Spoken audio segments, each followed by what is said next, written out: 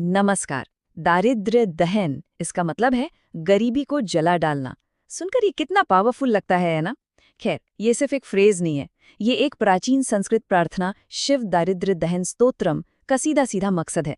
तो आज हम इसी ग्रंथ की गहराइयों में उतरेंगे और देखेंगे कि ये मुश्किलों से छुटकारा पाने का कौन सा आध्यात्मिक रास्ता दिखाता है। तो यहीं पर एक बड़ा सवाल खड़ा होता है, क्या सच में कोई पवित्र ग्रंथ, कोई स्तोत्र मुश्किलों पर जीत हासिल करने का एक टूल, एक साधन बन सकता है? देखिए, ये स्तोत्र सिर्फ विश्वास करो और हो जाएगा वाली बात नहीं करता, बल्कि ये एक बहुत ही स्पेसिफिक, एक तयशुदा प्रक्रिया बताता है। तो चलिए इसके पन्ने पलटकर देखते हैं कि आखिर ये काम करता कैसे है। तो इस पूरी बात को समझने के लिए हमने इसे 4 हिस्सों में बांट लिया है। सबसे पहले देखेंगे कि इस भजन का असल मकसद क्या है। फिर समझेंगे कि इसमें शिव के कौन से पावरफुल रूपों को पुकारा जाता है।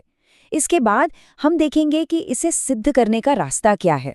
और हाँ, आखिर में ये भी जानेंगे कि इस साधना से क्या फल मिलते हैं। तो चलिए सबसे पहले और सबसे जरूरी सवाल पर आते हैं, आखिर ये भजन है किस लिए? सच तो ये है कि इसका नाम ही सब कुछ बता देता है, तो क्यों ना इस स्तोत्रम की नींव से ही शुरू किया जाए। देखिए, दारिद्र्य का मतलब है गरीबी, कंगाली, किसी चीज का अभाव, और दहन मतलब जला देना, भस्म कर देना। तो अगर इन दोनों को मिला दें तो ये स्तोत्र लिटरली शिव से गरीबी के दुख को जला डालने की, भस्म कर देने की प्रार्थना है। यही इसका कोर पर्पस है, एकदम सीधा और साफ। यहाँ पर ना एक बहुत ही इंटरेस्टिंग बात सामने आती है। ये जो सोर्स टेक्स्ट है, ये असल में 2 हिस्सों में है।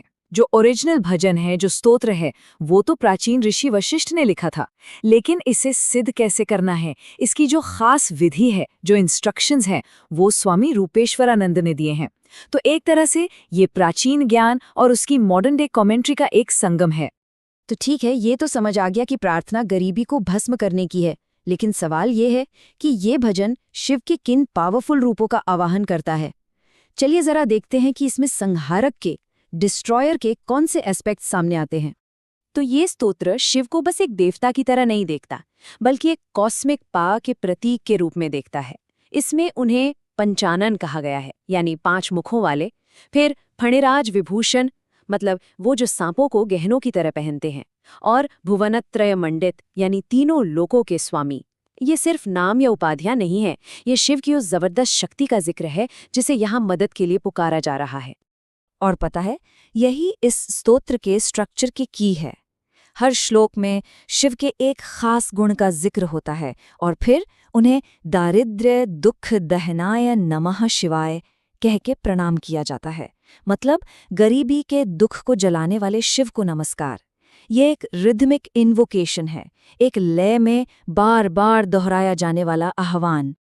ठीक है, तो हमने मकसद समझ लिया, ये भी जान लिया कि किसे पुकारा जा रहा है। पर अब असली सवाल, इसे किया कैसे जाए? और यहीं पर यह ग्रंथ बहुत प्रैक्टिकल हो जाता है, क्योंकि इसमें सिद्धि पाने का, यानी मास्टरी हासिल करने का एक बिल्कुल साफ रास्ता बताया गया है। स्वामी रूपेश्वरानंद के मुताबिक इस स्तोत्र को सिद्ध करने का सबसे पावरफुल टाइम है महाशिवरात्रि की रात। अब देखिए, उस रात को 4 हिस्सों में बांटा जाता है, जिन्हें कहते हैं प्रहर। और जो साधक है, उसे हर एक प्रहर में इस स्तोत्र का 108 बार पाठ करना होता है, हर प्रहर में, यानी कुल मिलाकर 432 बार। सोचिए, एक ही रात में 432 बार। ये सिर्फ भक्ति का टेस्ट नहीं है, ये तो किसी के विल पावर और स्टेमिना का, उसके दृढ़ संकल्प और सहन शक्ति का सबसे बड़ा इम्तिहान है। और ये साधना सिर्फ दिमागी या जुबानी नहीं है, इसमें फिजिकल एक्शन भी शामिल है। निर्देश ये है कि हर एक श्लोक के पाठ के साथ शिवलिंग पर एक बिल्व पत्र चढ़ाना है। सोचिए, ये एक्शन इस प्रार्थना को एक फिजिकल फॉर्म दे देता है। इससे मन और शरीर दोनों एक ही लक्ष्य पर फोकस हो जाते हैं। अच्छा, ये सोर्स टेक्स्ट ये भी दिखाता है कि इस साधना के अलग अलग लेवल्स हो सकते हैं। मान लीजिए कोई पूरी रात की ये कठिन विधि नहीं कर सकता, तो उनके लिए 3 शाम का एक छोटा ऑप्शन भी है। महाशिवरात्रि वाली विधि जो है, वो सिद्धि के लिए है, मतलब अटेनमेंट के लिए।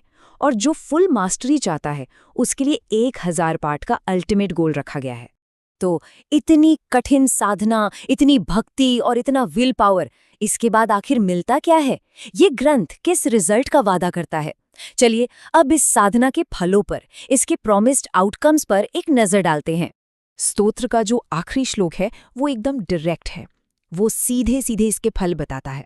उसमें कहा गया है कि जो कोई भी स्तोत्र का पाठ करता है उसे सिर्फ धन ही नहीं बल्कि संतान और आखिर में स्वर्ग तक की प्राप्ति होती है। संस्कृत परंपरा में ऐसे आखिरी श्लोक को फलश्रुति कहते हैं।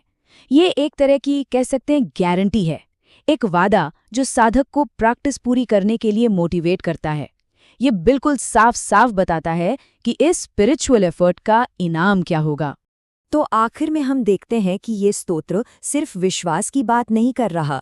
ये तो एक डिसिप्लिन्ड और सच कहूँ तो बहुत ही मुश्किल प्रक्रिया का पूरा ब्लूप्रिंट देता है। और ये हमें एक बहुत गहरे सवाल के साथ छोड़ जाता है कि आखिर वो कौन सा पॉइंट है जहाँ आध्यात्मिक विश्वास और इंसान का दृढ़ संकल्प एक दूसरे से आकर मिलते हैं।